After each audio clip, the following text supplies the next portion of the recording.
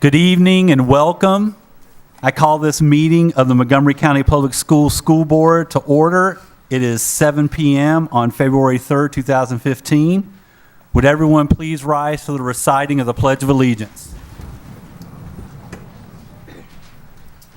I pledge allegiance to the flag of the United States of America and to the republic for which it stands, one nation, under God, indivisible, with liberty and justice for all.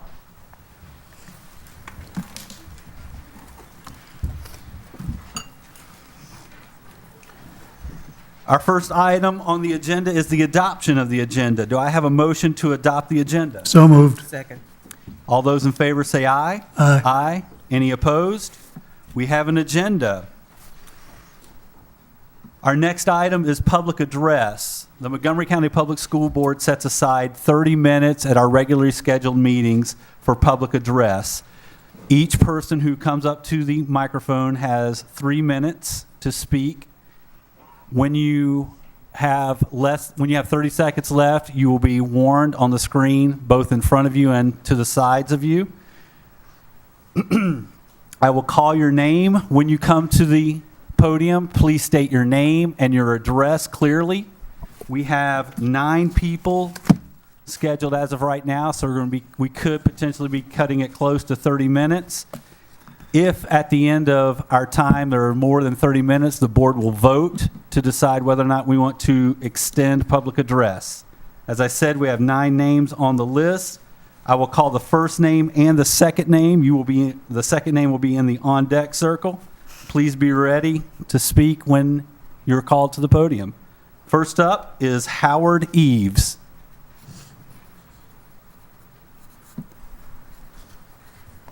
Good evening.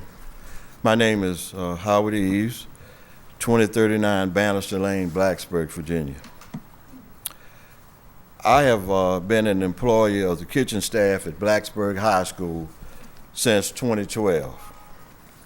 And I receive a great deal of satisfaction knowing I affect students' ability to learn in the classrooms daily by being a part of 2 of their 3 meals. I am here today as an employer to discuss the issue of how the ACA will affect my co-workers and me. I feel it is unfair to remove the incentive pay for the following reasons. We are already the lowest paid school system in Southwest Virginia. Morale will be greatly affected. Every effort is made by employers of school nutrition to uplift the standards of the school feeding program. When employees receive an unfair wage, there is a measure of disrespect.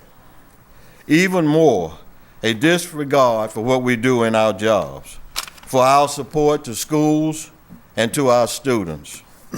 We school nutrition employees have always been professional in our approach to our duties. This should be returned by the actions of Montgomery County Public Schools. We take pride in fulfilling our assigned duties. The incentive money we have been receiving went far in meeting the disparity in wages.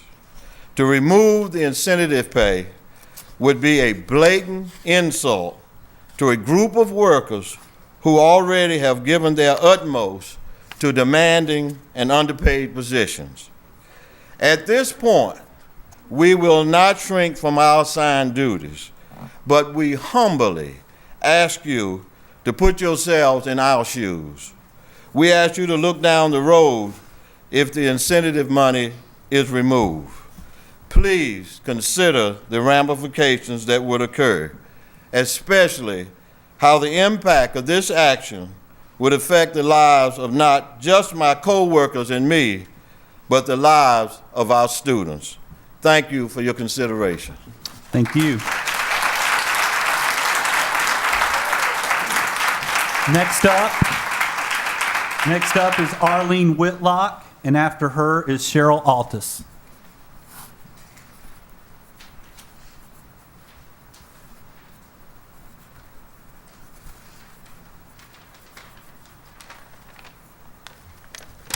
Hello, my name is Arlene Whitlock. I live at 5921 Blue Springs Road, Hiawassee, Virginia. I have been with Montgomery County Schools for 21 years, and I take pride in my job because I help feed children that would go hungry if it wasn't for the breakfasts and lunches that we provide. I was always told the kitchen was the heart of the school. If you take our incentive money away, it will affect a lot of people, because they will not be able to pay bills and live off their pay. I do not need the insurance because my husband carries me on his plan through his job. It costs $250 a month compared to the cost of your plan at $700 a month. My incentive pay is $5,200 a year. If you make a switch to your insurance plan, it's going to cost Montgomery County Schools $2,000 more than my incentive pay. Please don't punish the children by making me leave my job because of insurance I don't want or need. I love my job and look forward to going to work. I love seeing the beautiful children of our county well fed. Thank you. Thank you. Next up is Cheryl Altus, and after Cheryl is Bobby Hale.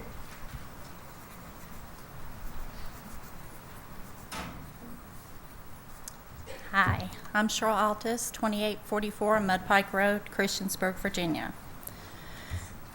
Dear school board members, my name is Cheryl Altus. I have worked for Montgomery County Public Schools in the school nutrition program for 9 years. I am a member of the kitchen staff at Christiansburg Middle School. I was asked by the 6-hour employees to speak on their behalf. We see the removal of the incentive pay as a very serious issue. As a group, we collectively submitted our concerns and organized them to share with you today. Here's the background from our view. The bulk of the work is shouldered by 6-hour workers, the backbone of the crew after the manager.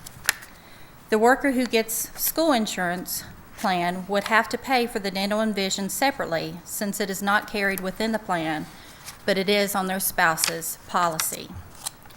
One of the reasons the job in the school cafeteria is appealing is in allowing the worker to be with his or her family or kids when they come home from school and to have the summers free. If the pay is further decreased, the reason for this appeal would definitely be lessened. S&P employees play a role in encouraging and mentoring students in schools they see daily. They encourage students, educate them about trying foods, and improve their nutrition. Cafeteria staffs work hard to set a high standard for meals. Working in S&P is for the love of what they do, certainly not for what is viewed from the get-go as already underpaid wages for the job. S&P employees work harder for their wages than many people know or understand. We understand originally the incentive money was meant to go towards retirement or to cover for health insurance premiums, but due to the low pay rates and no raises, it has become part of their monthly income. What are the consequences of removal of the incentive pay? If the 6-hour people lose their incentive pay, they will end up making less than the 4 and 5.5 hour employees, which isn't fair given the amount of time already invested by a 6-hour person. We calculate a loss of 30% of monthly income if the incentive is removed. There is already a substitute shortage. If the 6-hour people quit, how will loss of employees be filled when there are no current applicants for subs, let alone vacancies that will be created as the result of employees leaving? S&P employees have to take classes, learn about regulations, allergies, food safety, health requirements. These are not employees you can just replace easily and quickly. It takes a commitment and a passion to do the job. This will be a large loss to an already trained and skilled labor force. Your time is up. I know, I'm not finished, but we did make a packet if we can submit that to the board That's so fine. y'all have time to That's read fine. over it. Thank you. Thank you.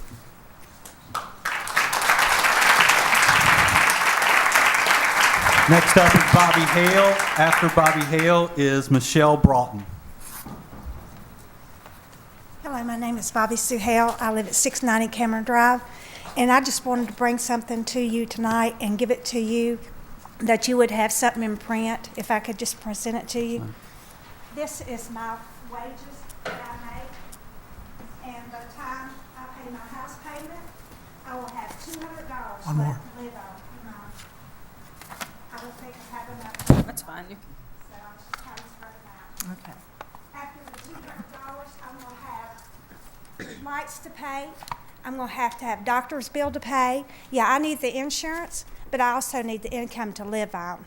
You're talking about $386,000 to put for iPads for the kids at the middle school. Why not take that money and put toward our incentive and toward our insurance and stuff? Because I think we need to look at what we need and what we want. And we need our employees. We need our aides. We need our bus drivers. We don't need iPads. That's a luxury. We need to look at what people need and what they want. Order. I'm all for technology, but kids are on computers way too much now. And we need to take that money and put toward our aides and stuff that the people that's actually benefiting. I have been with the county for 14 years and I love my jobs and I feel like I make a difference. I might not have a diploma, but I feel like I am educated. I have spent many years going to all these trainings and stuff. You're going to have to hire more aides if you have all these people leaves, and then you're going to have to pay all this money out to retrain all these people. So where is that money going to come from if you're going to have to retrain all these people? So, thank you. Thank you. Next is Michelle Broughton. After Michelle is Lisa Irvine. My name is Michelle Broughton. I work at Blacksburg High School. I've worked at Blacksburg High School for over 10 years. And I hear people say that we are part-time. I've never, since I've worked at Blacksburg High School, been a part-time aide. I have brought things home with me. I have stayed after school with students. I have worked endless hours that I do not get paid for. But the reason why I do it is not for the pay, but because of the love of my students. I love my students. I love my coworkers. That is why I'm there. If this is in effect, not only just us as aides, but the children are going to suffer. I've heard before that we are replaceable. Well, not to our students, not at all. I have had students call me, come to me at the end of the day, you need help, do you need this? Yes, I will do it. Also, I would ask that maybe under consideration that as of new employees, that you would not offer the incentive just to the employees that are already there. And then my last question is, I don't know of anybody that could take a $5,000 cut from their pay per year. Thank you.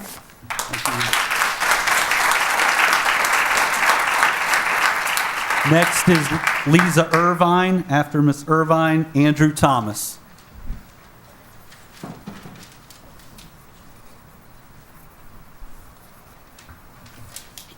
My name is Lisa Irvin. I live at 403 Wilson Avenue, Blacksburg. And I'm an aide at Prices Fork Elementary School. Ladies and gentlemen and the school board, Ms. Blackburn and fellow supporters, we are here today to present to you the petition that we have submitted, that I have here, if I may approach to submit it to the board. Yes.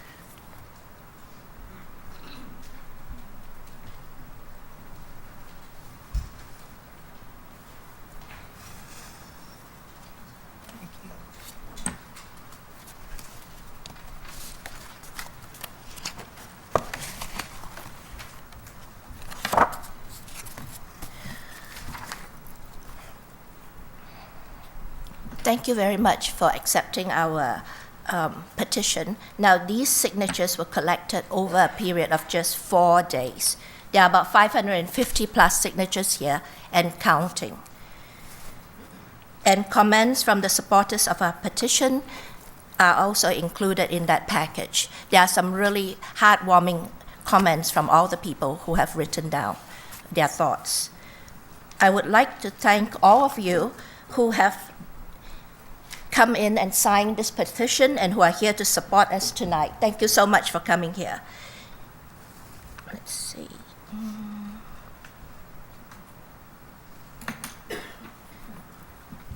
I am also here to ask you, ladies and gentlemen of the board, and Ms. Blackburn, to appeal to your sense of justice and compassion. How can you justify taking from the lowest earning group of employees on one hand and rewarding another group with the other? What kind of message are you sending to the group who are already made below poverty income? Are you sending the message to these already underpaid and underappreciated individuals that you do not matter, that MCPS has no regard for its employees' well-being? We are the group that work in the trenches with your students, freeing the teachers from more multitasking and juggling so they can do their jobs and educate your children. Without these experienced and MCPS-trained paraprofessionals and employees who might have to switch careers due to the 30% pay cut, teachers will have a more difficult time educating your children if these paraprofessionals have to switch jobs. And they would be educating your kids in a more disruptive and chaotic environment. Ms. Irvine, your time is up. Okay, sorry.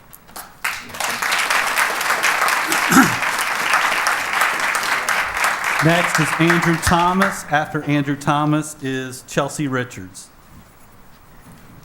Hello, my name is Andrew Thomas, and I'm in the 11th grade at Blacksburg High School. Every high school student, in order to graduate, must complete at least 2 years of studies in a foreign language of their choice. For whatever reason, I chose German. I fell in love with it. I don't know what it is, but anyway. So I found out in my freshman year in German 1 that every other summer, students have the opportunity to travel to a small town called Quedlinburg. It's in the Saxony-Anhalt region of Germany, And, but as a German 1 student, I was not allowed to do that. But I was really excited to after my German 3 year, which just happens to be this year. Well, I'm not exactly sure when, but at some point, concern was raised about this trip and whether or not it's like legal and meets all the rules and standards and whatnot of the school system. And I've been looking forward to this for like 3 years now, and I've been planning for this for a really long time. And it's really sad to me that I might not be able to go. And on the years that we don't go there, they come here. And I became really close to 2 of these German students in particular. And one, he loved everything about America, but one thing in particular that he liked was Lucky Charms. And so often I will mail him Lucky Charms. And just little things like that you wouldn't even think of as something that, Lucky Charms, like we have that, whatever. But what if there is something in Germany that I'm not going to be able to experience otherwise without going on this trip and living with a family that is like the German Lucky Charms? Because I don't know that I'd have an opportunity quite like this if we don't go this upcoming summer. Thank you. Thank you. Or as the Germans would say, Danke sehr.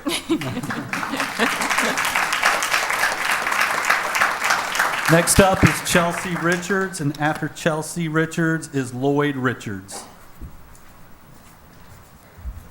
Hello, ladies and gentlemen. My name is Chelsea Richards. I'm in the 11th grade at Blacksburg High School. This year I'm taking my 3rd year of German. When I was a freshman taking German 1, we were told about the trip to Germany, to Quedlinburg specifically, that happens every other year. In German 1, German 1 students aren't allowed to go as they are not as acquainted with the language and culture yet through our learnings in class.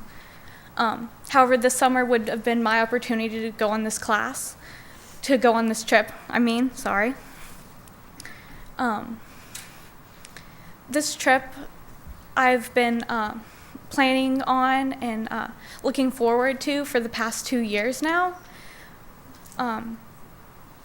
I also, once I first found out about this trip, started looking into interesting places in the area near the town that we'd be traveling to.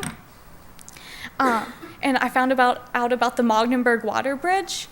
It's a aqueduct. It's the largest navigable aqueduct in the world currently.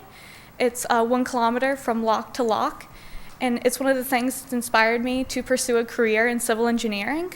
And it would mean very much to me to be able to visit this water bridge this summer. And I would very much like to go. And this has been the first year that there's been a problem raised to my knowledge with the trip. Then the trip has been going on since 1991, and when Germany was reunited. The trip provides an excellent cultural exchange to learn about the German culture and what it's like to be a teenager in Germany and live with a family there, as well as when they come here, as my friend Andrew was speaking about. It's just an amazing opportunity that we wouldn't get otherwise, to take part in this other culture and share our cultures with them. Thank you. Thank you. Next up is Lloyd Richards.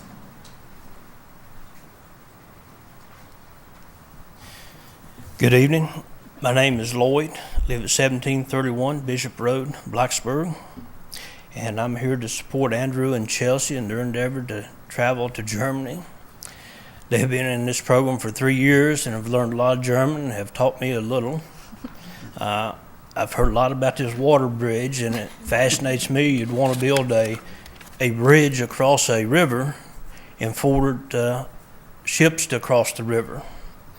But that is what it is, and it's reality. I learned a little about the history from them. This project had started back in the early 1900s, perhaps around 1910.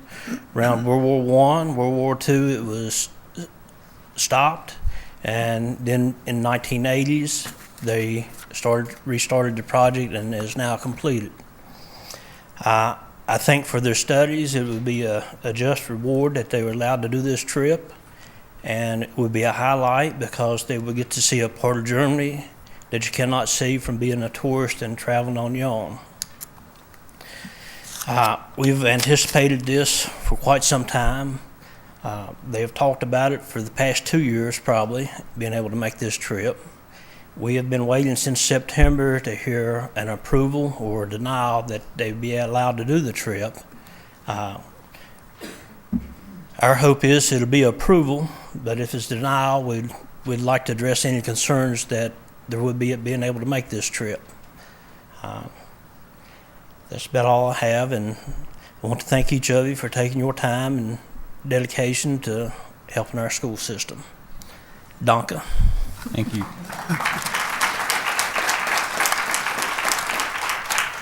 Those are all the names that have signed up at this point. I will open it up for anyone who's in the audience who would like to approach the board and speak to us.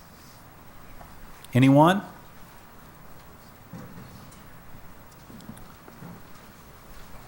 Please state your name and your address. Hi, my name is Tara Martin. My address is 964 Mount Pleasant Road, Shawsville. I've been an aide at Falling Branch Elementary since 2001. My first students have now graduated, and I'd like to think that in some way, the push for these students' achievement started with me. I've stayed loyal to that one classroom through 14 years, around 275 students and 6 different lead teachers, all of whom receive benefits and 3 times the pay. While I stayed, I have set up classrooms, planned graduation programs, arranged sponsors for Christmas gifts for children, and stayed up past midnight making snacks to go with any various theme you can think of. These are just a few of the ways I've showed my loyalty and appreciation for my students and MCPS. I have done all of this through years of no benefits and numerous years of no raises. Why, you ask? because of my love for teaching and my students. But regardless of how much myself and of the others affected by this pay cut love their jobs, we can only take so much of being underappreciated and compensated.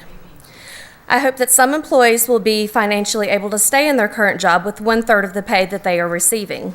Out of those, some may feel as if they have not been stabbed in the back after years of service. I don't know where I may be next year, should our incentives be taken away, but I do know that the employees that are being hired to take the place of those of us who know our jobs and our students like the back of our hands, they will not stay as long as we have. There is no reason. And this may seem like an easy way to cut corners now, but when you have unhappy students, you will have unhappy parents. I know this because I have 2 children who will be attending MCPS in the next few years, and I do plan to be a part of their education. And I also did not know about the Germany trip, but I would like to support that. After listening, it sounds very interesting. Thank you. Thank you.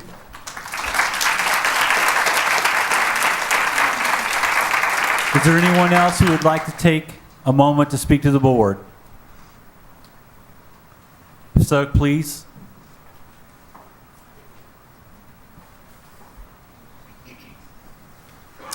Good evening. My name is Kelly Hager. I live at 2803 Wellesley Court in Blacksburg. I've been a school nurse with Montgomery County for 12 years now. Totally love this job, by the way. I took it when my son was starting kindergarten so I could have his hours, and it's just been a huge blessing to me, and I hope that I have been a blessing to the school where I work at Price's Fork. Just a few things as I've been listening here tonight. I didn't know if I'd have the courage to come up here and talk in front of a whole group, but it's actually not as bad when they're at my back.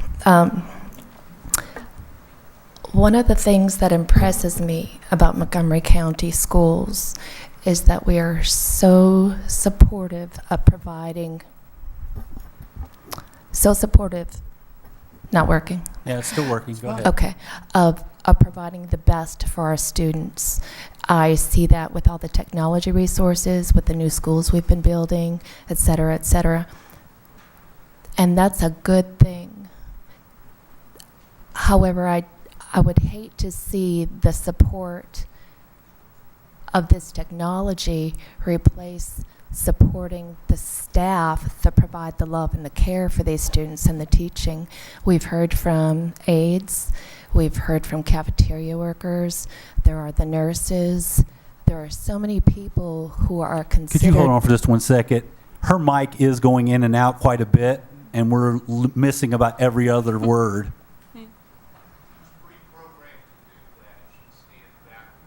Okay, just stand back a little bit. Okay, can you hear me now? Yes. Okay. There are so many that have been working so hard and so diligently over the years. I would hate to see this percentage of Montgomery County staff have to pay such a hefty price so that we can support the technology, which we do support, and so that the remainder of the school staff who are full-time employees can continue to get those raises. Especially for the lower paid employees, this does comprise about 30% of their income. A couple other things. I currently hold a second job because school nursing really doesn't pay. That's not why I have this job. I do it because I love the kids. If this were to happen for me particularly, being a veteran who does not need this health insurance, I would have to choose between acquiring a third job and replacing this job with another higher paying job. And I really don't want to have to be forced to make that choice. I would love to continue to work for Montgomery County Public Schools. One last thing, and I hope I have time to get this in. When I first started, there was the school nurse and there was the family life education nurse. The family life education nurse, all they did was teach family life. The school nurses did everything else. At some point, a few years later, those two positions were combined, and the family life nurse went away, who had been paid, who had been a full-time employee. The part-time nurses, who most parents think I'm sorry, are your time is up. Okay, part-time nurses have picked that up. Thank you. Thank you very much.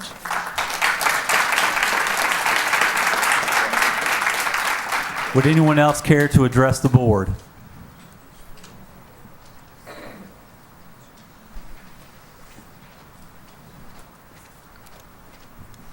Good evening, ladies and gentlemen. My name's Sandy Williams. I live at 60 Phoenix Boulevard, Christiansburg, and I am the school nurse at Falling Branch. Many of you know me as Nurse Ratchet. I take the title willingly. I just want to say, I took this job because many, many years ago when I graduated from nursing school, I thought being a school nurse would be a really cool thing to do. Well, it took me 32 years to get to this point in life, and I can say this is the job I love the most. Many of us do not need the incentive of health insurance. Many of us do. I see the importance of that. It is important that we all have health insurance. However, for many of us to lose the incentive is quite a bit of money, especially somebody in my position that is in the right lane and the exit's up ahead to retirement.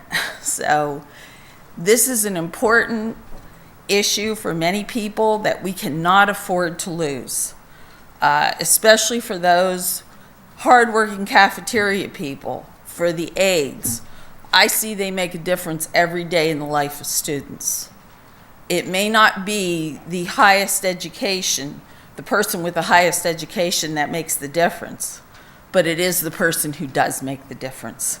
And they're on the front lines with these students every day for 6.5, 7 hours a day. So they do make a difference. Make a difference for them. Thank you.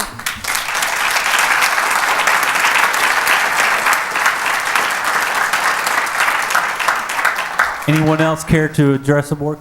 Please come forward, state your name. Mr. Lyons, It's 7:30. we've reached our 30-minute time limit the board has set aside for public address. Okay. Do we wish to make a motion to extend public address? How many more people want to speak? 1 and 2. Two. Okay. I move that we extend public address to hear those two. To hear 2 more, okay? Second. Second. All right, all those in favor say aye. Aye. Aye. Any opposed? Okay, those 2 who just raised their hand, please come to the podium, state your name and your address.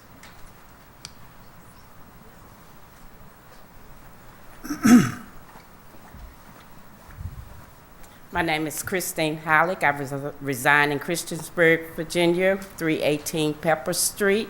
I'm an employee at Blacksburg Middle School. This is my 13th year. And for me to lose my incentive would be devastating to me and my co-workers. We are aides. We work hard for what we do. We love our children. They're just like our own kids. And we've already been smacked once when we got our step increase and a raise, and then turn around and cut our days from 181 to 179 days. So we've already, you gave us like an increase on one hand and took it back on another hand, and now you want to hit us with a bigger increase. We can't afford to lose nothing else. We already work for nothing. We do our field trips, we work overtime, we get no compensating for that. I go to DC every year with the 8th graders for 2 days. I don't expect nothing because I know we're not going to get nothing. We do it because we love our kids, so we asking you all to please give us some consideration. Thank you. Thank you.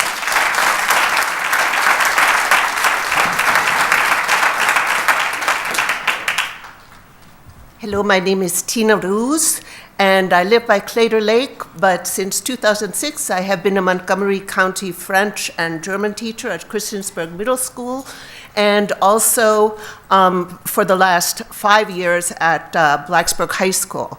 I am Andrew and Chelsea's German teacher, and I would like to say that when I arrived at Blacksburg High School, I was extremely pleased that it seemed to be like a little universal community of universal citizens, all in and of itself. I myself am originally from Estonia, and I went to college in New York and also at Northwestern University, and during that time I had the great pleasure to spend time abroad as a student.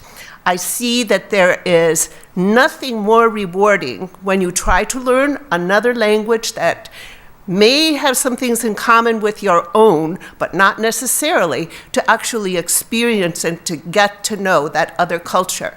The students who have been in this exchange program, they have been ambassadors, and the ones that I have known have been very good ambassadors of the United States abroad and created cultural ties that are unique in and of themselves. So I'm very much hoping that after these decades, the first students that went, for all I know, may already be grandparents now, very young grandparents, but grandparents. So I'm very much hoping that you will not take this opportunity away from them. Thank you very much. Thank you.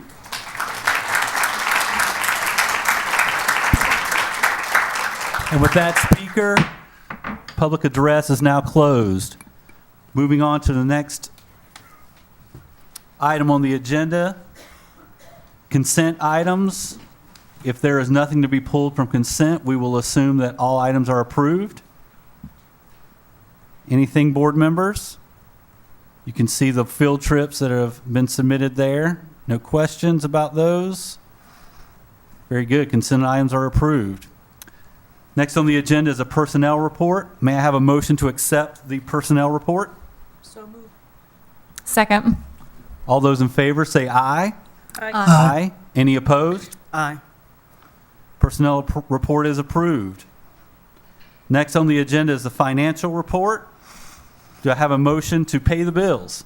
So moved. Second. Just before we take a vote on that, I just need to make a statement about this.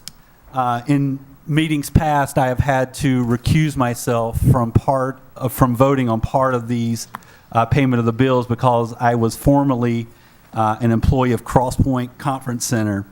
I guess I am happy to say I am no longer an employee or receive any benefits or wages from Crosspoint Conference Center, so I no longer am in violation of or potential violation of any kind of I forget the word I'm looking for.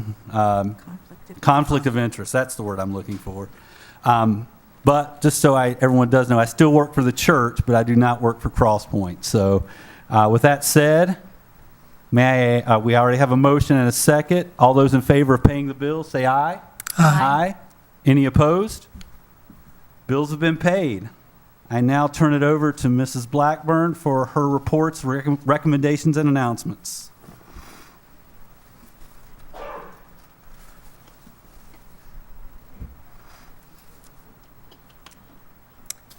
Thank you, Mr. Lyons.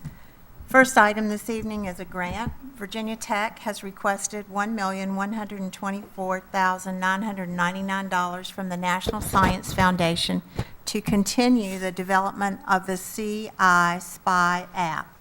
This app uses augmented reality to scaffold students' inquiry learning related to the study of the Christiansburg Institute. Approximately 6 classes of students will be directly involved with the research activities of this project. The resulting software and materials will eventually be available for use in any Montgomery County Public Schools classroom. You saw a presentation last year that showcased the virtual tour of the Christiansburg Institute that was also a product of a related grant. Also, at your next meeting, Sharon Zuckerward will share some of the experiences our students have had this year using the products of that first-year grant.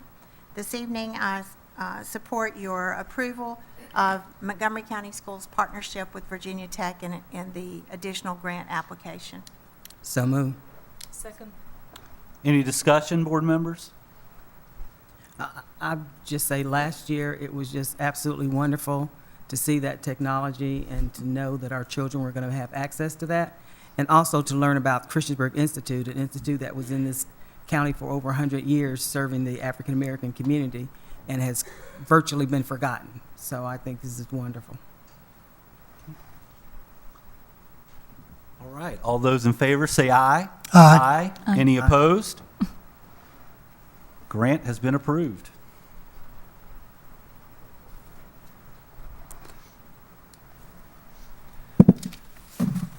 Our second item this evening is the approval of the initial 15-16 budget for the school system as well as the school nutrition budget.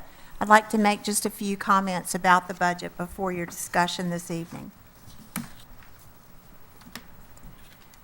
The budget before you represents a needs-based request for Montgomery County Public Schools for the 2015-2016 school year.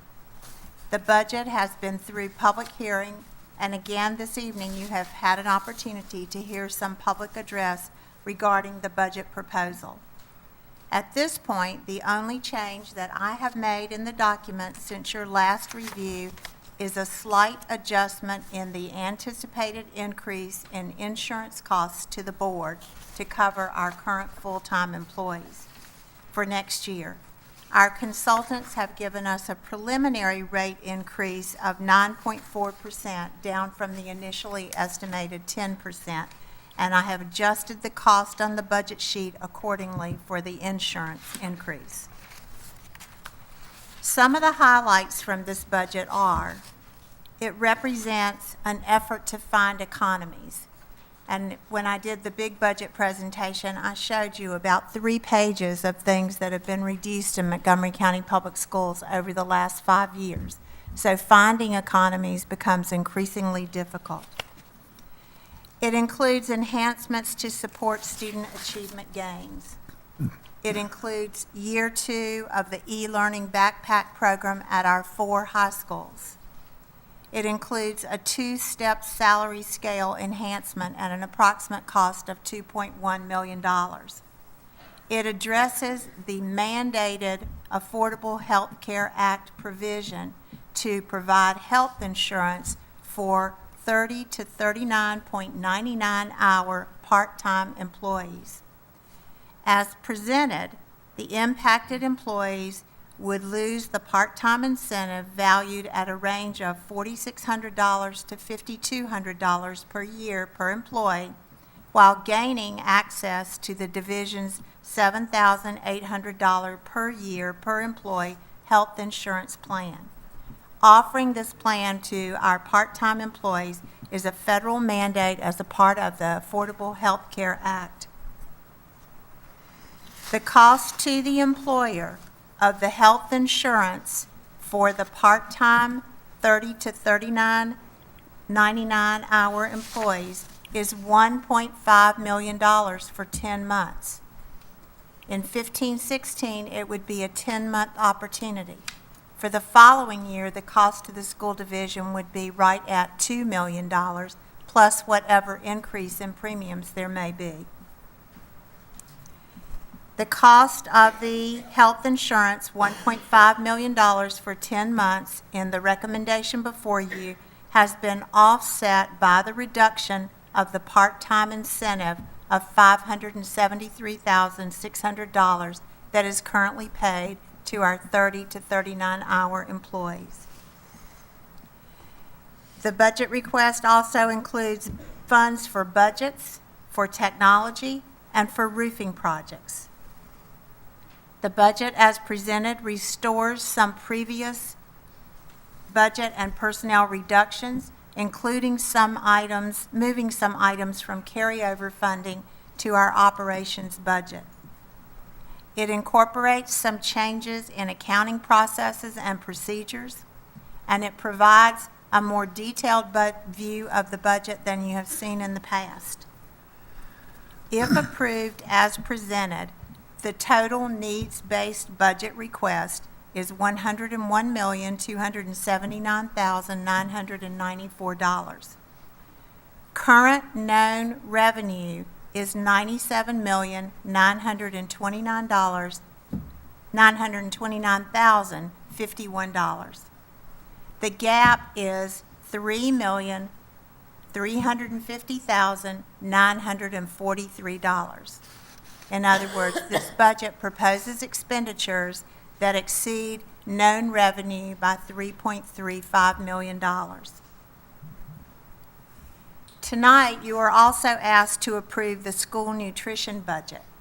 The school nutrition budget is also impacted by the requirements of the Affordable Health Care Act to provide 30-hour-plus employees with health insurance. Dr. Staten and Mr. Marcinelli are looking at potential redistribution of labor to see if there are opportunities to bring our cafeteria worker positions to the 5.5-hour level. In the SNP budget, the labor and benefits line currently includes budgeting for 34 part-time employees for health insurance at a cost of $265,175.52, reduced by the current part-time incentive that is paid to 28 of these employees in the amount of $131,800, for a total increase in the school nutrition program budget of $133,375.52.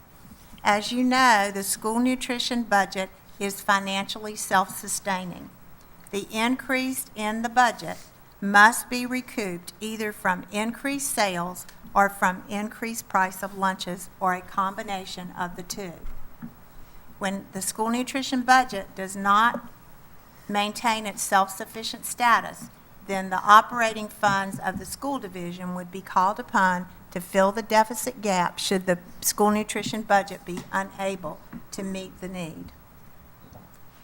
I think it's very important to remember that we don't have all the facts yet. This is round one of a needs-based budget. The legislature is in session, and they are suddenly talking about possibly some money to improve teacher salaries. Our budget is based on the governor's proposal for state money, and available funding may change through the actions of the legislative session. The Board of Supervisors has not yet determined a tax rate or how much money they are going to provide to the school system, although the budget before you assumes that we will at least get level funding from the supervisors. The Affordable Health Care Act is a federal program, and although we must budget for the impact of insurance for part-time employees who work 30 to 39.99 hours, there is still a potential that the rules will change prior to the actual publicized implementation date of October 15th, 2015. The rules have changed in 2 previous years. State funding for education of Montgomery County Public School students is $7 million below the level of 2008. Per pupil expenditures in the state of Virginia are below the level of 2008. To meet the buying power of the $97 million budget that we had in 2008 would require a 2015 budget of $108 million. You have $97 million.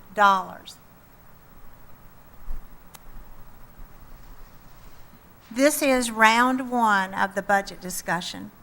When revenue is known, we will be required to return to this discussion and ultimately create a budget that is balanced, in which revenue and expenditures are equal.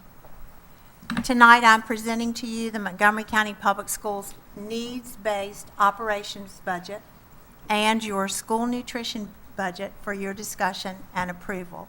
Amendments and changes may be made to the budget this evening. Following your action, I will take the budget to the Board of Supervisors to be included in their projections for their budget year. Board members, do I have a motion to accept the initial budget proposal? For purpose of discussion, so moved. Second. Okay, now we can discuss it. Been here a long time. When I first started on the board, the incentive program was not even funded yet. They were still putting aside money to grow the pot of money to be able to offer that. Since then, I have been very insistent that we keep that incentive money. It was heartbreaking that we had to roll it back to 2 years, to 3 years of service after, before it was 2 years. I agreed with the superintendent and the rest of the board when we said we needed to put forth a needs-based budget. Well, we need our folks. And we also need to...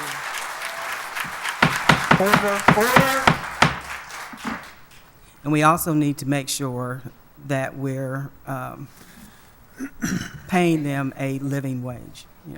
It's no secret, I'm a labor person, and I totally support working people. Especially those people who sometimes don't always get recognized because they're behind the scenes doing the work that makes sure things stay together. So I would propose that we add back to the budget the $576,000. $573,600. $600 that was initially removed as the incentive.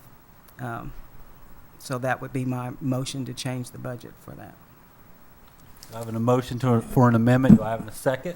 Yeah, I'll second it, and I'll also state that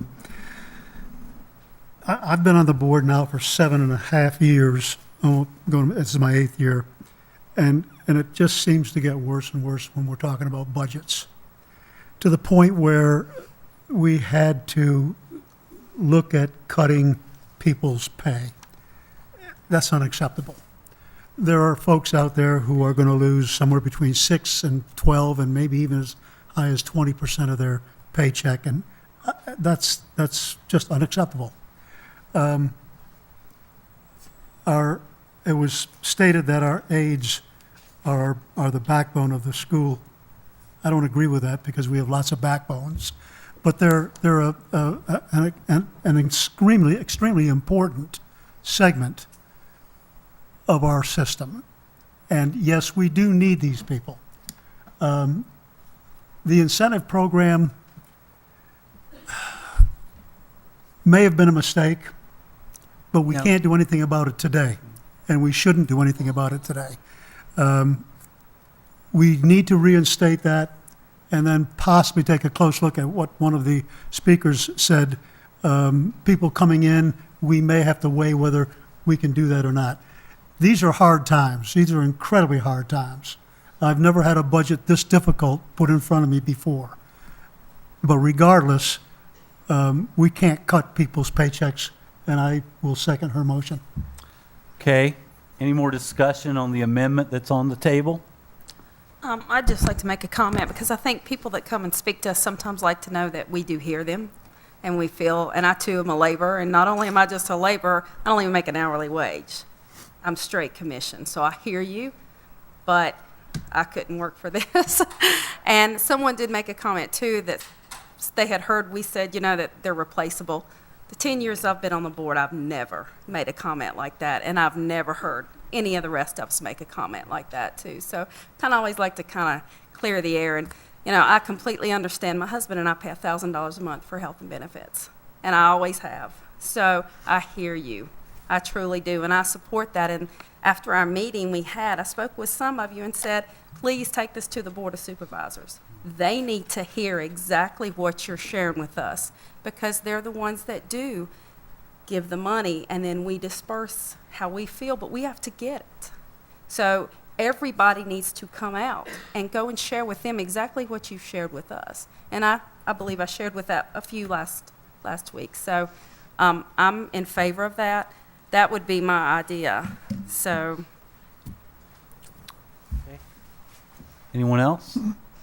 I feel the same way. We have to add the incentive right now and ask the Board of Supervisors $500,000 more and see where we get there afterwards. We have to still have tough time. Doesn't mean that it's going to happen the way that we hope to happen. We have to still juggle with the numbers unless state picks up or Board of Supervisors picks up. But at least at this time, there's nothing wrong asking. So we have to ask from our Board of Supervisors. Instead of giving 3.35, they will give around 4. We'll see how that will work. I have one other statement I want to make. I think you folks understand that you've been preaching to the choir, essentially. And you don't need to do that. It's the supervisors and specifically the federal government you need to start preaching to. You need to write your congressman. You need to let them know what the Health Care Act is doing. You need to talk to the supervisors. The way you spoke to us, that was powerful. And that's how we get things done. And I don't mean 3, 5, 9 speakers. I mean everybody. And everybody needs to write their congressman. This is, we're going to be crippled if this does not fly the way we want it to. We're talking close to $4 million. That's correct. Where's that going to come from? So you've got to help us. Yes, I will have to say that I feel like the state of Virginia has this peculiar tradition that places all the authority on this one group and none of the resources on how to make the school system work. And it's the Board of Supervisors that does that. So please let them hear your voices. Please do. And I'll just say, sometimes the choir needs to hear, because for me, I was so elated with the Health Care Act and knowing that our folks were going to finally get that insurance. And it did not click that if the incentive went away, what would happen. So I appreciate you coming and preaching to the choir and helping us learn how to sing the right way.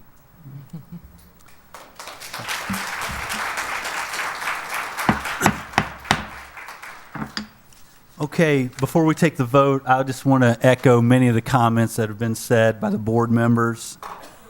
By far, our greatest asset, which is, I think, illustrated by the percentage of what our budget is that goes toward personnel, is pretty evident. And I do support this amendment. I do want to say also, and stress once again, this is the first step of a process, and our approval of this only goes as far as we get increased funds to do this. So it is up to you, those of you who have spoken to us, to do so not only to the Board of Supervisors, I will again echo that sentiment, but also to our other representatives who represent us on the state level. They need to hear your voice. And if we are going to be able to make this a permanent part of this year's budget, we are going to need those extra funds. So with that said, if there's no further discussion, all those in favor of the amendment that's on the table, please say aye. Aye. Aye. Any opposed? All right, the amendment is as it was presented. Further discussion about the budget?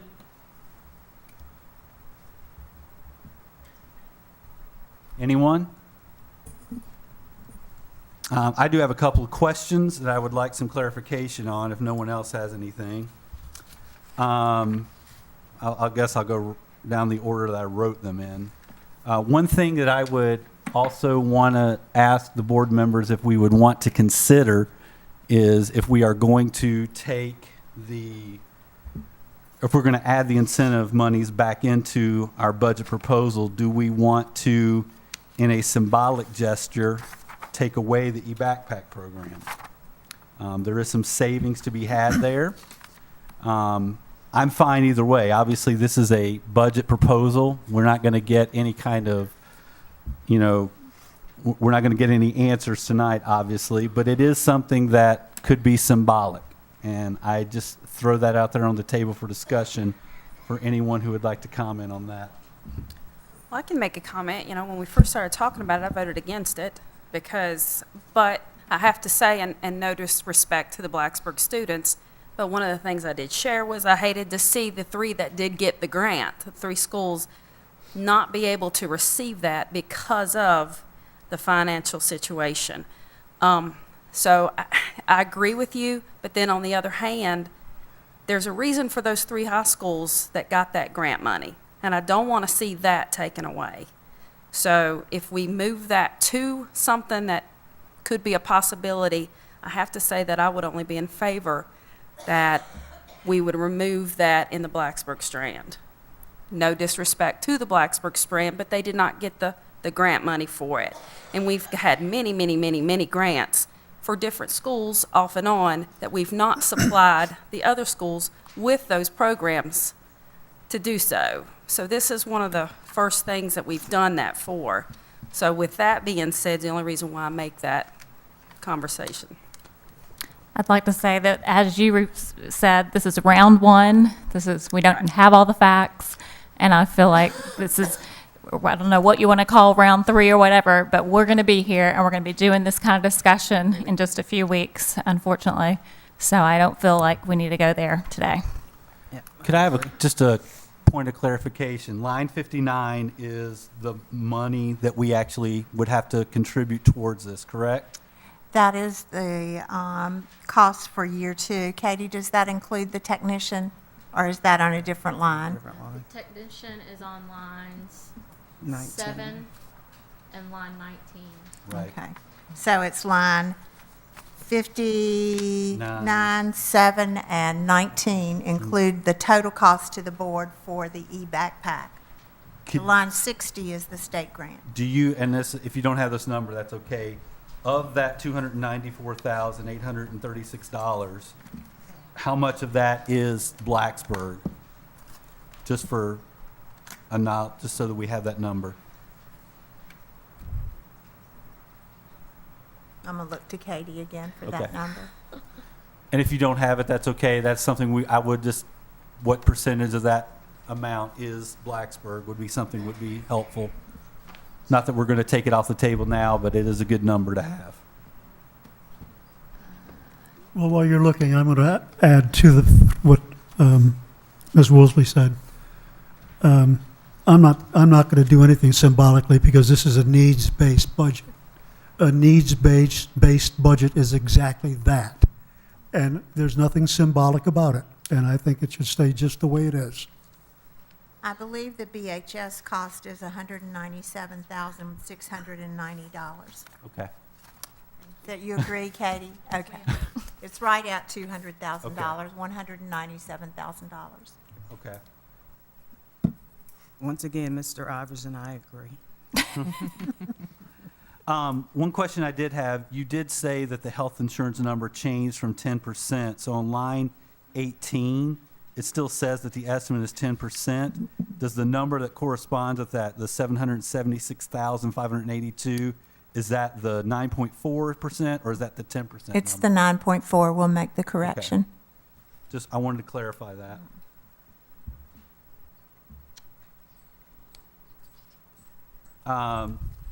Last question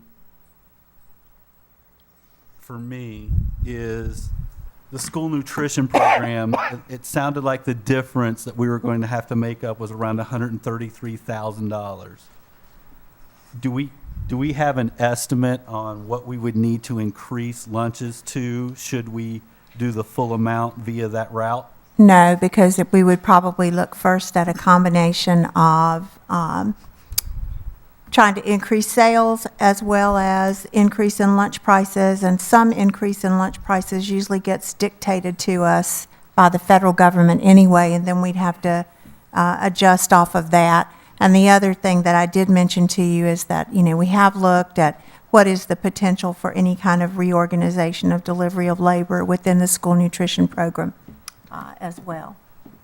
We have people who are working anywhere from, I think, 3.5 hours to 6 hours, so there's a variety of work hours currently in school nutrition.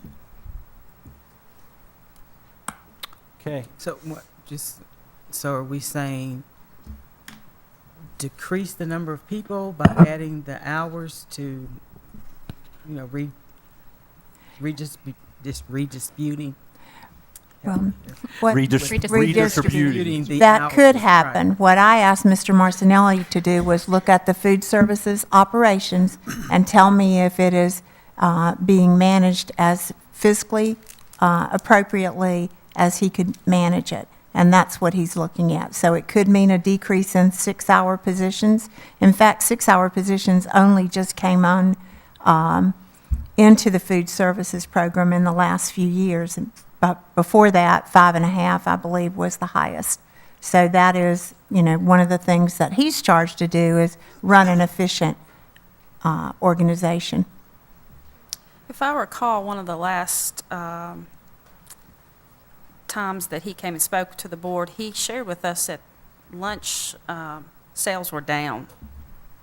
Lunch sales have been down with the change in the menus, and, so we know that increasing sales is going to be a challenging thing. We're hoping also that the lobby that our food services programs have with the federal government may result in some loosening of the stringent guidelines that are currently imposed on the food services program. It's not that we changed the menus, we got some different directions. And that's kind of where I was going with that comment, because I understand, I've brought that up many, many, many times, and I know we do exactly what we're supposed to do, but I do think that's another thing that everybody needs to get on board and kind of fuss about, because I do think that's a problem.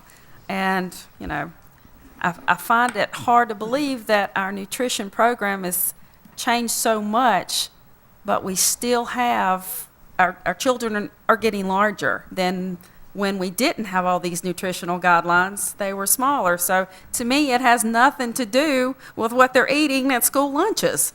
And so I hope that that's another thing we can make a change with. Okay. Any other discussion before we vote? Okay. Ms. Drake, would you do a roll call, please?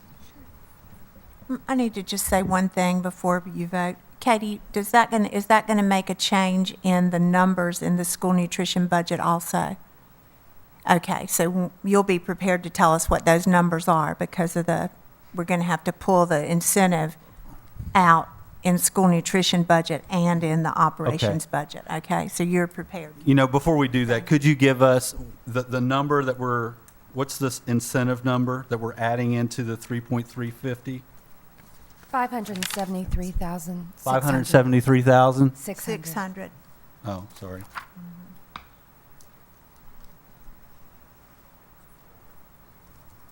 All right, so And- the total we're voting on, the difference is?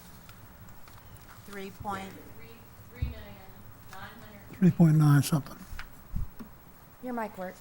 Speak into the mic, Katie.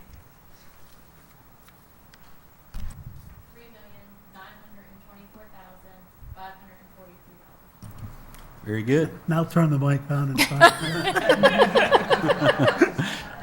Okay, so the increase is $3,924,543. Okay, are we ready for roll call? All right, Ms. Drake? Ms. Bond? Yes. Ms. Franklin? Yes. Mr. Ivers? Yes. Ms. KIRAN? Yes. Ms. Woolsey? Yes. Mr. Lyons? Yes. All right, we have a budget to submit to the Board of Supervisors. And the school nutrition budget's going to require a motion also. Okay, do we have a motion to accept the school nutrition budget? I need a moment, Ms. Blackburn. I had wrapped those up into the same thing, so I'm going to need a couple of minutes. Okay. Oh, okay. Katie, you could get us the changing numbers while she's doing that. Can you? Maybe. Okay. The new school nutrition budget would be $4,552,043. Thank you.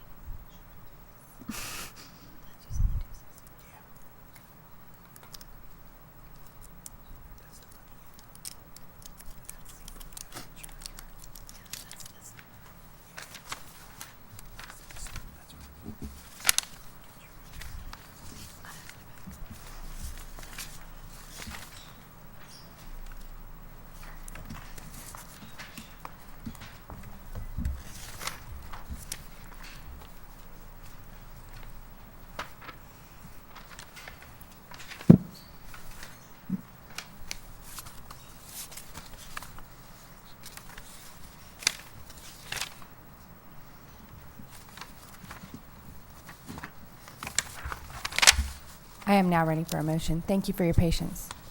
Okay. Do we have a motion to accept the school nutrition budget as amended? So moved.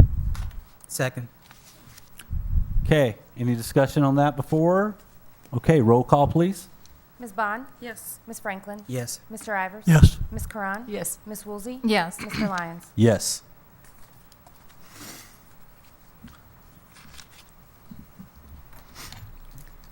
Thank you very much. We'll be taking that to the Board of Supervisors.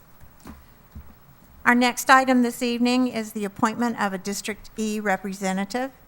After collecting letters of interest, interviewing the candidate, and holding a public hearing on the candidate, the school board is requested this evening to appoint someone to the District E school board seat. The appointee will serve a term until December 31, 2015. All right, I need a motion to, I guess, approve or accept. How do I need to say that exactly? A motion to appoint Marty Graham, right? I got the right names? I'm trying to remember them all. Marty Graham as District E representative for the remainder of the term. Do I have a motion? I move that we appoint Marty Graham as the representative to the vacant seat, District E, school board seat. Second. Okay, we now have time to discuss this. Any discussion?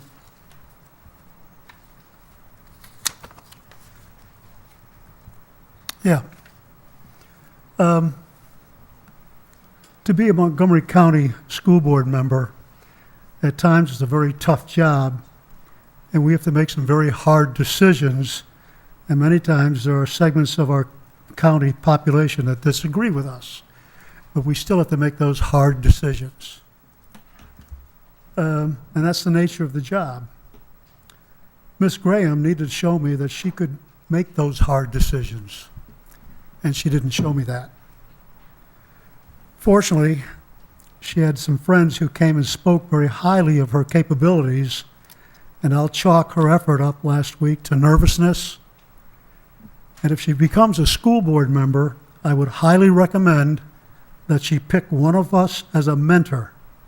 This job can be very, very tough, and I know that when I came on the school board, I had a mentor, and thank goodness I did, because it's a tough job. Okay.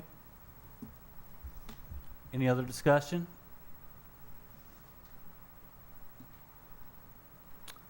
Okay. I just wanted to also echo those same comments, very similar. Should Ms. Graham be voted upon and to serve in this capacity, it is a very, very, very tough job sometimes. The last few weeks have proven to me through email, through phone calls, through being stopped in the grocery store that you do in fact have to have a very tough skin. And so I recommend, should you be elected to this position for the remainder of this term, you keep those things in mind. And it is a good idea to have someone to help walk you through that. And I know the six of us will make ourselves available to do so and help you in any way that we possibly can. All right, with that said, no other comments or discussion? I will ask for a roll call vote on this, please. Ms. Bond? Yes. Ms. Franklin? Yes. Mr. Ivers? With reservation, yes. Ms. Kiran? Yes. Ms. Woolsey? Yes. Mr. Lyons? Yes. We now have a new District E representative. Ms. Graham, you might like to stand and let us recognize you. I think there are those in the audience who may not know who you are. Welcome, Ms. Graham. Congratulations. Our next item is Policy 1-1.5, which is the mission and vision for Montgomery County Public Schools. With the adoption of the 6-year plan in June of 2014, the mission and vision for Montgomery County Public Schools were updated. The revised version of the policy reflects those updates. The revisions came about through widespread engagement with students, parents, staff, the board, and the community. The item was presented for information at the January 20th, 2015 school board meeting and is brought back this evening for your approval. Board members, do I have a motion to accept the mission and vision as presented? So move. Second. Any discussion? Hearing none. All those in favor say aye. Aye. Any opposed? Very good. Motion has been approved. For policy, do we have to have a roll call? I'm not sure, but we can. Yeah, Just thought we I did. can pull the book out, but if that's No, the if we desire don't of the have board. to, I'm good. We don't have to, that's fine. Nikki, no, you're fine? Unanimous anyway. Yeah. It's unanimous. Good. Next item is bond refinancing. The county administration has asked the school board to approve a resolution to refinance the 2005 IDA lease revenue bonds. The documents have been reviewed by Montgomery County Public Schools Legal and considered appropriate for the board's approval. The refinance will maintain the current length of the debt service until 2021, but will reduce the interest rate to approximately 1.6% and create a yearly savings of almost $200,000. I recommend the board approve the resolution. So moved. Second. Any discussion? Since this is dealing with finances, I will ask for a roll call, please. Ms. Bond? Yes. Ms. Franklin? Yes. Mr. Ivers? Yes. Ms. KIRAN? Yes. Ms. Woolsey? Yes. Mr. Lyons? Yes. Motion approved.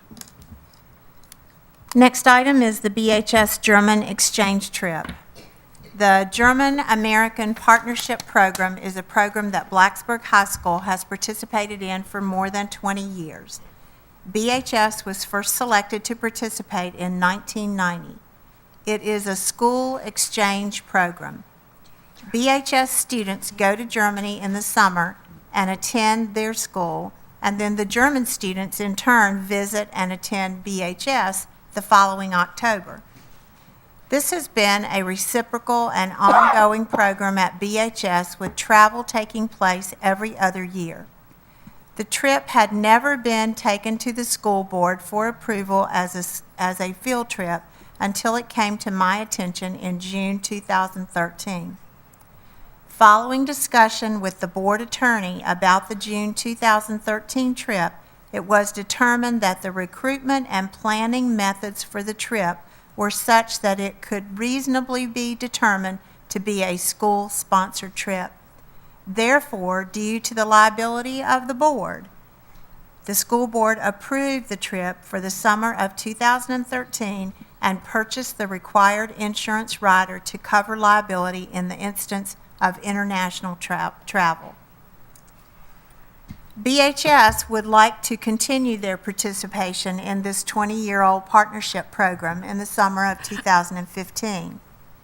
In advance of collection of monies and making travel arrangements, the school is seeking approval in concept of this international travel. Montgomery County Public Schools international travel is governed by board policy. The following two statements govern trips to foreign countries.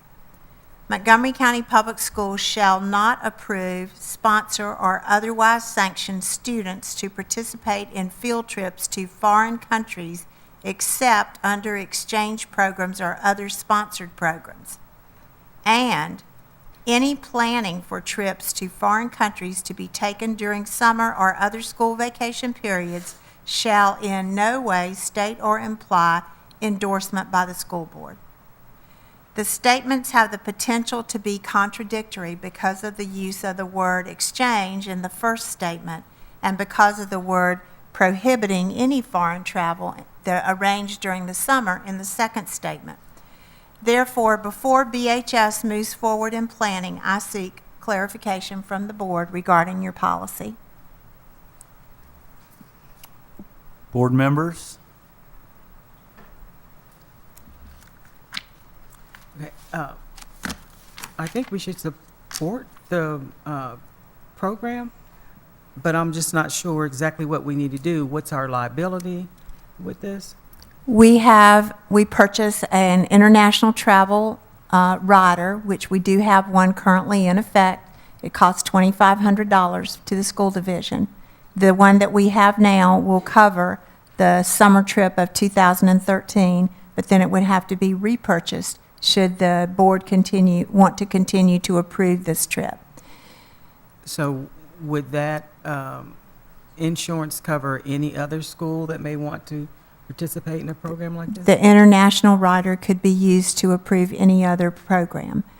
The issue that I would like to clarify to the board is there are exchange opportunities for students to go to foreign countries in the summer where the agency actually pays the travel cost of the teacher and airfare based on the number of students they're able to get to recruit to go. In this instance, this is not one of those foreign opportunities, foreign travel opportunities.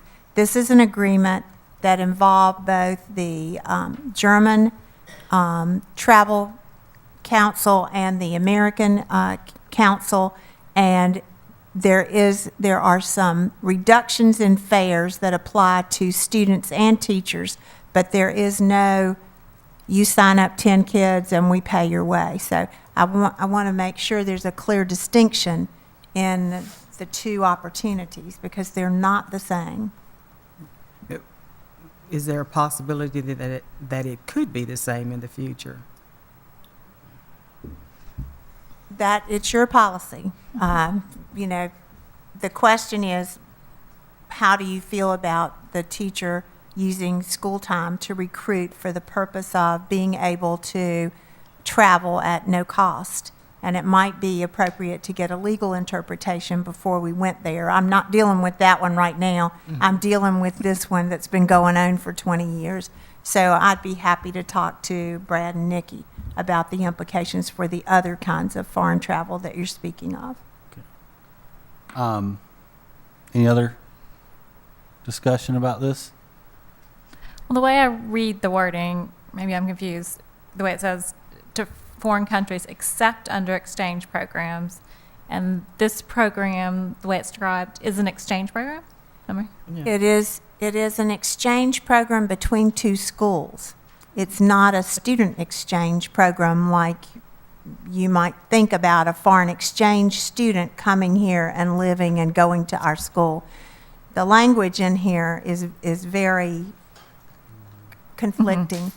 It's not clear because of how you have to interpret these different words. Because it also says other sponsored programs, so you could call this a sponsored program too. And then what confuses me is in the next sentence it says if it's a summer trip, it's not approved, period. Yeah, it's not approved. So I'm here to get some direction because these kids and teachers would like to go. You heard from some of them this evening. It's a long-standing opportunity, but if they're going to run money through Blacksburg High School internal accounts and they're going to use school property for the purposes of publicizing and recruiting folks to go to the trip, then it needs to be a school-approved trip. Yeah. Okay. Well, I believe that they should be able to go, so whatever we need to do to make them go. Do we need to change any kind of do we need to change wording on our policy? Just tell me how to interpret it for today for this trip, and then I'll work on the wording about the other issue with Nikki and Brad. So are you asking for us to just make a motion to approve the trip? Would that be sufficient? Approve it in concept. In concept. Okay. Just quick question. The $2,500 rider that we purchased, that's a one-time cost, and it lasts for how long? I don't know the terms on the length of the policy. I do know we have one now, and it is current. Okay. But I know it expires before this group would be doing another trip, or any group would be doing another trip in all likelihood. After this trip? Mm-hmm. Okay. Yeah. So it's good through this trip? Yes, it right. is. Okay. Yeah. So if we approve it in concept, can we make sure that it's known until we figure out the rider and the money that's involved and the wording that could be in question, that they know that right up front, that program? Well, they need to make air travel arrangements Right, I and said things after like this, that. certainly. So that's why I brought it as approval in concept, because I didn't want them to go out and start making sure they had all their fundraising efforts together and making air travel, and then run the risk that the board would not approve it. So I'm asking you tonight to either say you would approve it based on the information that I've given you about the program and it meeting your basic field trip form requirement, which we bring to you in the field trip section, which shows their sponsor, their itinerary, and those kind of things. I move that we approve the trip. I second. Okay. Any further discussion? And at one point, I guess we will line up the trips and the policy together. I will work on this policy after we get through this one. Sounds like a plan. Very good. Any other discussion? All right. All those in favor say aye. Aye. Mr. Ivers. Aye. Mr. Ivers is gone. Okay. I didn't realize that. It was an aye for me too. Any opposed? Motion is approved. My final item for this evening is a CTE survey summary. Our students in grades 7 through 11 were surveyed in December 2014 to determine their career interest. Rick Weaver will present the results of this survey and discuss how this process will guide future course offerings in career and technical education. The surveys will also provide program guidance, as well as provide support for the student development of career paths plans. Rick? Good evening. As Ms. Blackburn said, I would like to share with you the methodology and results of a survey of student career interest that was administered to all students in grades 7 through 11. This was an online survey, and it was conducted in December of 2014. A copy of the survey is included in your packet. I believe you should have both a hard copy and possibly a digital copy. 2,950 students, or 82% of MCPS students in grades 7 through 11, completed the survey. The results have been disaggregated by division, strand, school, and student. The nationally validated survey, created and distributed by the National Association of State Directors of Career and Technical Education, is based on the National Career Cluster Framework that was created in 2008. The National Career Clusters Framework provides a structure for organizing and delivering quality CTE programs through comprehensive programs of study. There are 16 career clusters in the framework, representing more than 79 career pathways. These pathways help students navigate their way to a satisfying career that fits their interests and their aptitudes. Career clusters and the associated skills statements serve as the basis for the Common Core Technical Core and for the Virginia Department of Education CTE competencies, which are very similar to each other.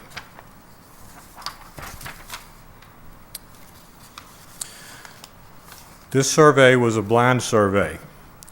We did not ask students what job, career, or pathway they thought they were interested in. The survey asked students to choose from a list of statements that describe themselves in these three categories: activities that describe what I like to do, personal qualities that describe me, and school subjects that I like. These statements were carefully chosen by the survey designers to link to specific career clusters. On this chart, found in your packet, you will see that the survey responses are ranked from the highest level of interest to the lowest level of interest by the percentage of respondents. In other words, 7.29% of the respondents said they were interested in the career cluster of education and training, while at the other end, 5.1% of respondents were interested in science, technology, engineering, and math. The results are shown here are for the division. I also looked at the results by school and by strand. I found only minor differences between strands. These differences appeared to represent what students are exposed to or what they know. The next page gives numbers rather than percentages, so you can see how many students we're talking about here. Same quantity, but shown a slightly different way. The 7.29% on the first slide translates to 215 students interested in education and training. And conversely, science, technology, engineering, and math shows 152 students interested in that career area. You can see that the interest across the spectrum is fairly flat. There's not a great deal of difference from one step to the next on this graph. We have a significant number of students interested in each of these 16 career clusters. On a later slide, I'll show you how these clusters relate to MCPS course offerings. After spending a great deal of time with this data and considering the results at length, these are my takeaways. A significant amount of interest was expressed for every career cluster. There was no one cluster that we don't have a significant number of students interested in. To some degree, student interest may be driven by what they know, as evidenced by the interest in education and training. Of course, that's what students know. 13 years of it. They know it well. Student interest does not always match up with job opportunity forecasts, such as the jobs that are forecast in STEM and in manufacturing in our area, and we'll look at those forecasts in a minute. MCPS has courses representing every career cluster, as I'll show you. And curriculum changes, after reviewing this material, I really believe that curriculum changes should be made only after careful consideration of both student interest and of the marketplace demand for specific jobs and skills. This is the first page of a handout in your document. This is a crosswalk that shows each of the 16 career clusters on multiple pages. And then in the 3 columns, the middle school courses we currently offer that are associated with each cluster, the high school courses that we currently offer associated with each cluster, and finally, just my own brainstorming, some possible courses that we might consider in the future that relate to those clusters.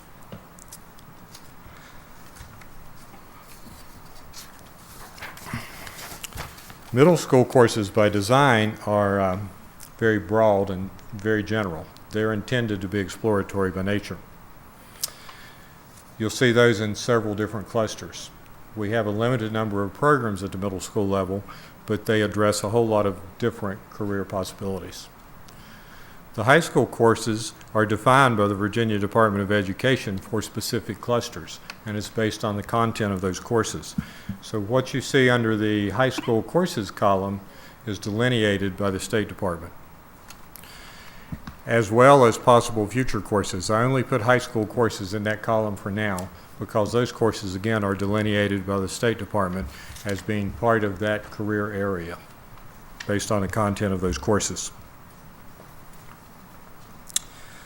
To further extend the usefulness of this survey, we have to understand the employment forecast for our area and for the state and nation as a whole, to ensure that we're preparing students for jobs that will exist when they leave high school or when they finish college. We have to look forward at what is available to these students. This slide is pretty clear. You can see that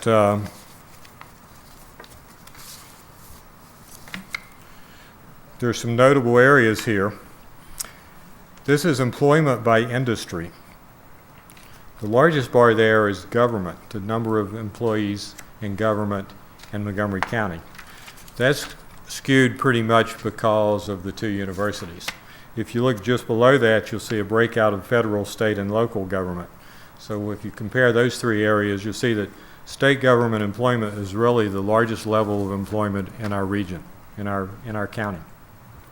Second to that is retail trade, and third is manufacturing, followed by healthcare, and many people would think healthcare employment would be much higher than that, and accommodation and food services. There is a great variety of employment in Montgomery County, but there is also a very large number represented in a few areas on this graph. On the next few slides, I'll show you some examples of data in a different way. This one shows basically what we just looked at, but it shows it in a more graphic representation.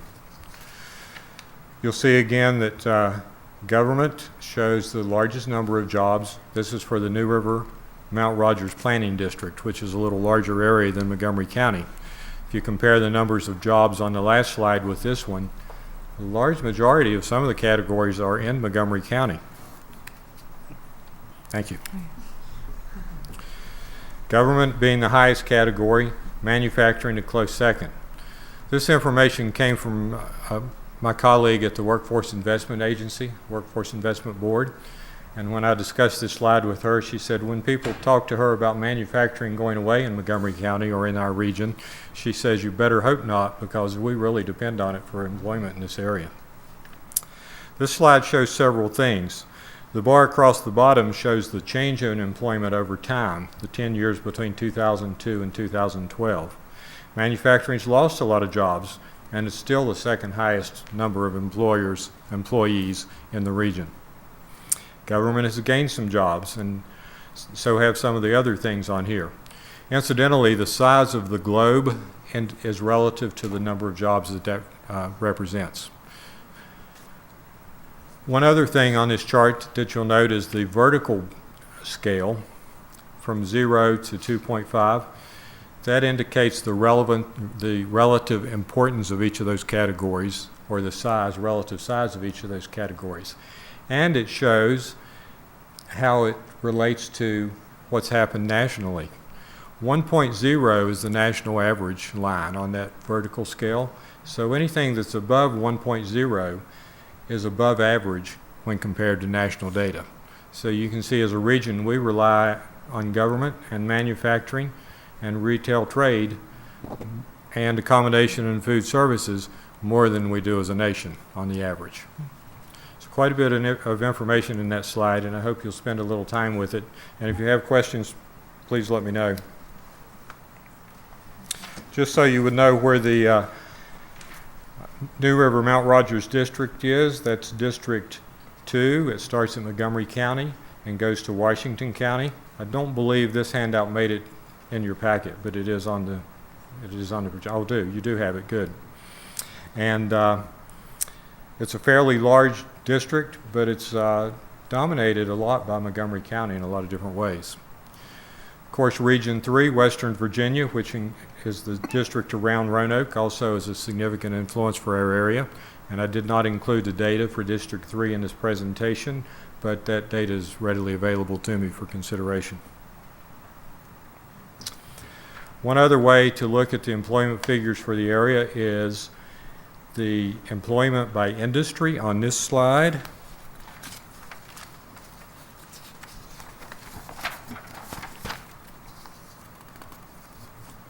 You'll see that there are some notable, if I can catch up with myself, there are some notable things in this slide relative to the different areas. When you look at employment by industry, the largest projected increases in employment are in the industry sectors of healthcare and social assistance, educational services, retail trade, construction, and professional and scientific professional services. You'll see that healthcare and social assistance has a growth over 10 years, if I can find it on this chart, of 22.4%, or proposed projected change of 3,409 new employees.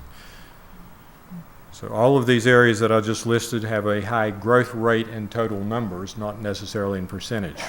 I thought the total numbers were the more interesting figure to look at tonight. And then we can look at the employment by occupation, which is just slightly different than the employment by industry. And here this is a long-term growth projection showing that the occupations that are expected to see high growth in our area, numerical high growth, not percentage high growth, are office and administrative support, food preparation and serving, sales and related, education and training, and production operations. A lot of different data, a lot of different ways to look at the data, but it's all very important to know where the jobs are, how fast they're changing, and which direction they're changing as we determine what it is we're preparing students for in the future. So how will we use this data? Teachers and counselors will use individual student data and are using it already to assist students in the preparation of their personal academic and career plans. We will use this information to guide our career counseling efforts. At the school and division level, we will review student interest and employment data as we consider any curriculum changes in CTE. And we will improve how we inform students about what they don't know from a career perspective to ensure that they develop valid career plans. The goal of the CTE program in Montgomery County is to provide experiential learning opportunities that will allow students to learn new skills and to refine what they know they like. Let me say that again, to refine what they know they like or what they don't like. This survey is a window into the efficacy of our efforts and can be used to guide our students through the maze of arriving at the age-old question, what do I want to do when I grow up? And help us to better answer the question, how do we help them get there? Do you have any questions? Board members? Yeah. Sounds like we have a good plan. Thank you for all the hard work and the data.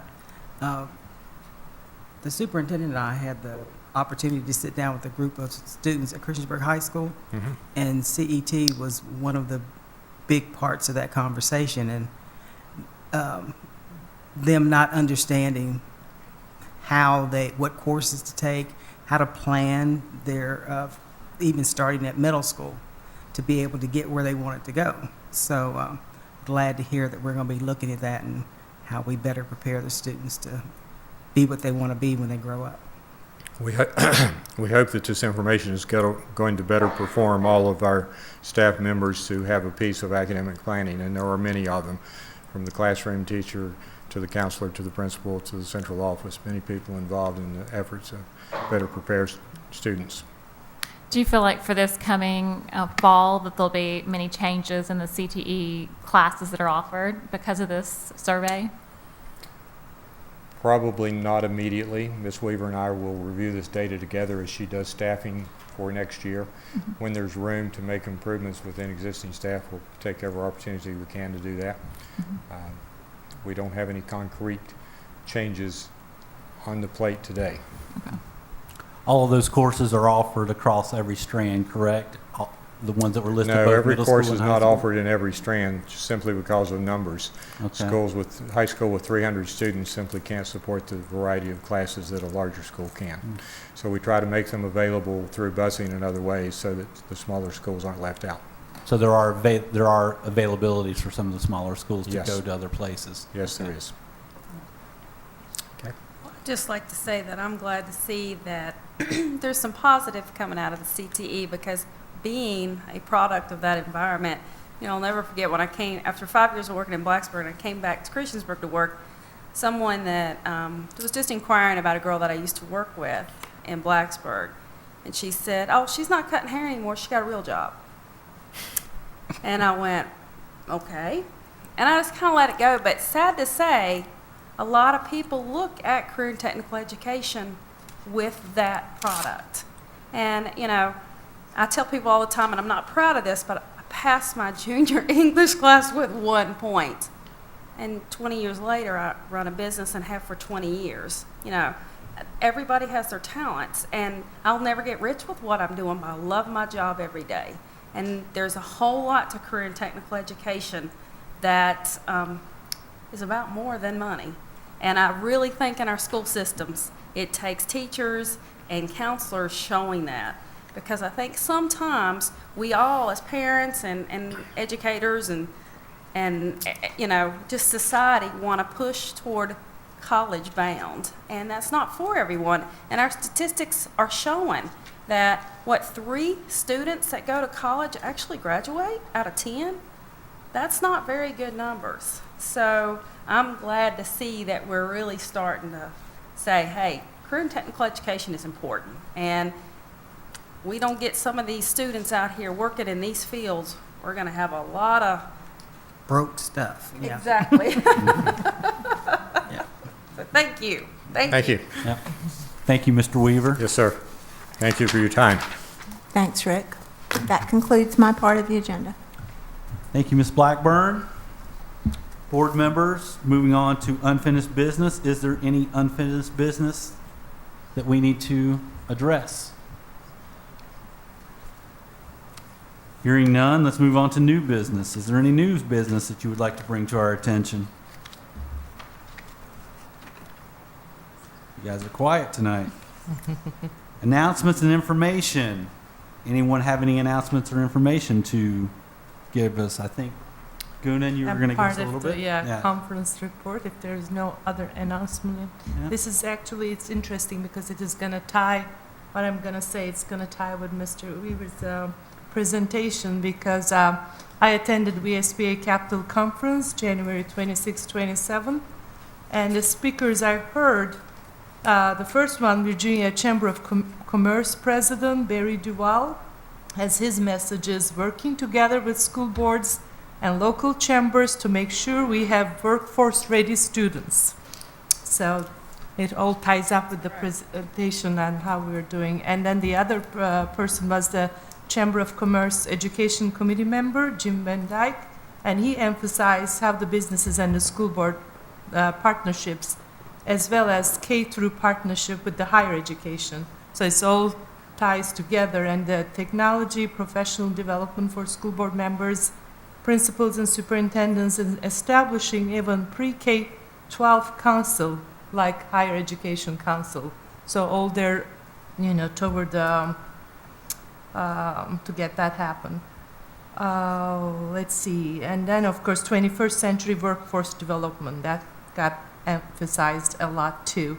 And then of course I heard our governor, he also emphasized the same thing. We need the 21st century workforce development. We need to get workforce ready students.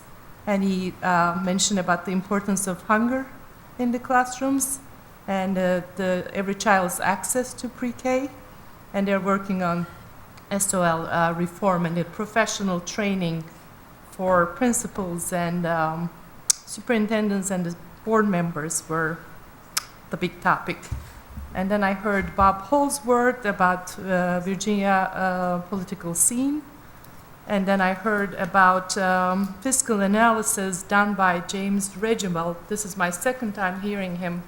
It was a bleak story of the state of Virginia. He stated that even though growth is 3.1% projected per year, 2014-2016, Virginia revenue actually declined 1.6% in the fiscal year 2014.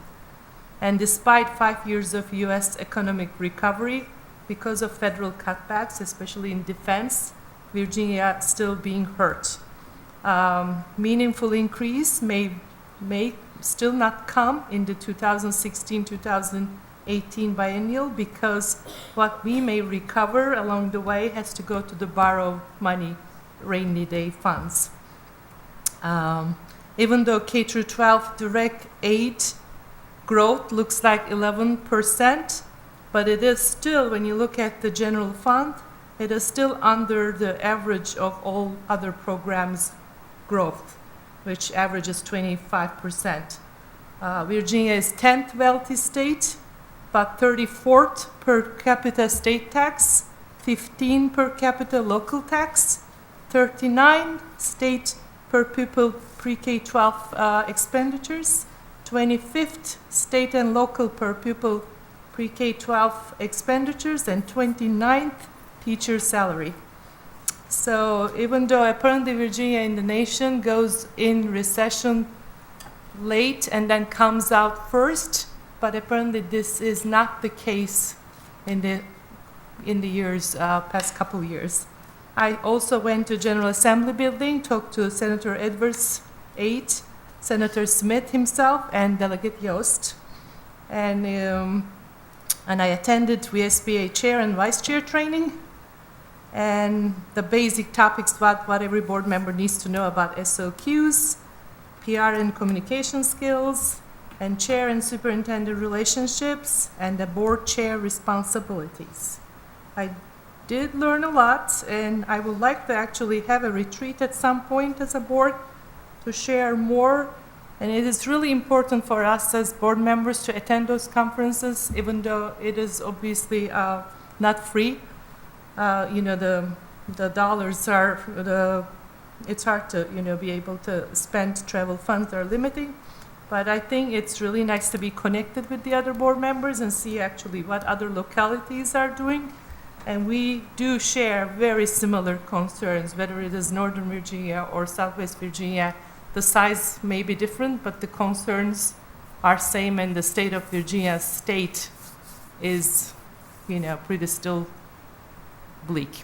So that's what I got from the, that wasn't very, cheerful picture, unfortunately. Thank you, Ms. KIRAN. Anyone else? I'd like to announce the Christiansburg High School Black Awareness Club, and the community group will be sponsoring the 4th annual Black History Quiz Bowl on February the 28th at 2 o'clock at Christiansburg High School. So I hope that you will all come out and support. And this year we have a lot of local history, regional history that folks probably have no idea what was going on here. So it'll be exciting. And can I back us up for just a minute? The school board retreat, I would like for that to go on as an agenda item so that we can try to get a date set for that. Yeah. And I'll- We'll add it. Yeah, absolutely. And backing up to the announcements too, I totally slipped my mind. What a great ceremony the dedication for the AMS last weekend was. It was great. It was very, very special. And I think, Joey, you did a fantastic job with your address. And Brenda, you as well always do a great job. But being Joey's kind of first time and back home, I just thought it was just very touching. So I just wanted to make sure of that. Thanks. Don't say anything else. I might start crying now. Okay. Big crybaby. Anything else? Announcements and information? All right, upcoming school board meetings. You see that our next meeting will be February 17th. Quite a big agenda to go through at that point.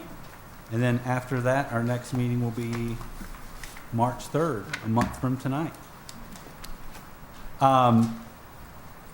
Ms. Drake, would you also include or just send us an email for when we schedule the swearing in of our newest board member, so that I would like to attend that whenever it is scheduled, if possible, with my schedule.